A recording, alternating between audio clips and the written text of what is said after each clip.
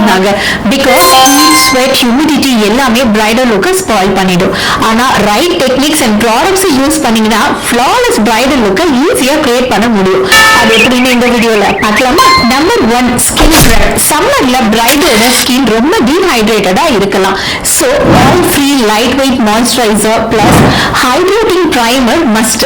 Avoid பண்ண வேண்டியது கிரீஸியான creams பயன்படுத்தக்கூடாது. அதாவது ஆயில் ஹெவியா இருக்கிற கிரீம்ஸ் ஃபவுண்டேஷன்லாம் சரியா கிளைட் ஆகாம ஒரே பிளேஸ்ல ஹெவியா டெபாசிட் ஆயிடும். இதனால மேக்கப் அன்இவன் அண்ட் கேக்கி லுக்ல இருக்கும். Number 2, sweat matte finish long stay இருக்கிற ஃபவுண்டேஷனை சூஸ் பண்ணுங்க.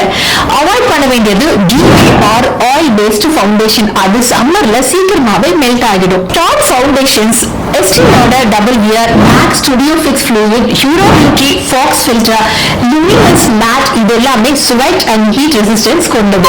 Number 3, new setting powder plus setting spray காம்போவை கரெக்டான டெக்னிக்ல யூஸ் பண்ணா பிரைடல் லுக் லாக் ஆகும்.